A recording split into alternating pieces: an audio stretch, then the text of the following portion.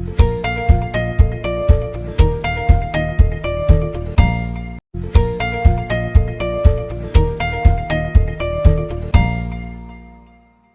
The lord. యేసుక్రీస్తు దివ్యనామంలో ఉదయకాల సమయంలో వాక్యం వింటున్న మీ అందరికీ నా హృదయపూర్వక వందనాలు తెలియజేస్తున్నాను.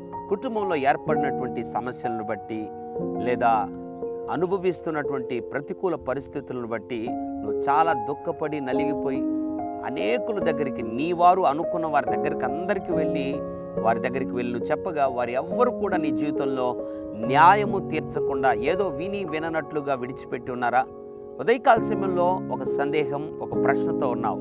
బహుశా ఏంటి ఆ యొక్క ఆలోచన అంటే, అంతమంది నా వారు ఉన్నా కూడా ఎవరు నాకు సహాయపడటం లేదే, ఎవరికి వెళ్ళి నేను చెప్పుకున్న నా యొక్క కష్టాన్ని, నా దుఃఖాన్ని వారు పరామర్శించి తెలుసుకోలేకపోతున్నారు, పైగా న్యాయము తీర్చలేకపోతున్నారు, ఎవరికి అంత పట్టింపు లేదని బాధపడుతున్నావా? ప్రపంచంలో నీకున్నటువంటి పరిస్థితులను బట్టి ఎవరు న్యాయము తీర్చినా ప్రపంచంలో న్యాయం తీర్చే దేవుడు ఉన్నాడు. యోబు గ్రంథం 34వ అధ్యాయం 12వ వచనం, సర్వశక్తుడు న్యాయము తప్పడు. ఎంత అద్భుతమైనటువంటి మాట. భూమి మీద ఎవరు న్యాయం తప్పినా, తోబుట్టులు, ఆప్తులు, రక్త సంబంధులు, తోబుట్టులు, స్నేహితులు, బంధువులు అందరూ న్యాయం తప్పి వ్యవహరించినా కూడా సర్వశక్తిమంతుడైన దేవుడంట న్యాయం తప్పడు.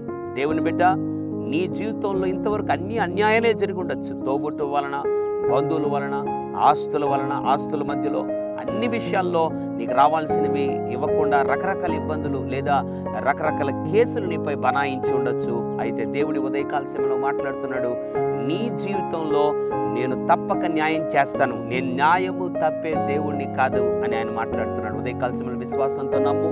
నిశ్చయముగా ఏ విషయమైతే నువ్వు అన్యాయం అనుభవిస్తున్నావో ఆ విషయంలో దేవుడు జోక్యం చేసుకుని త్వరలో నీకు న్యాయం చేస్తాడు. పరిశుద్ధుడా, ప్రేమగల తండ్రి, నీకు వందనాలు. నీ బిడ్డల జీవితంలో సర్వశక్తుడా న్యాయము జరిగించి అన్యాయము తొలగించి అద్భుతం చేయమని యేసు నామములో ప్రార్థిస్తున్నాం తండ్రి. ఆమేన్. God bless you.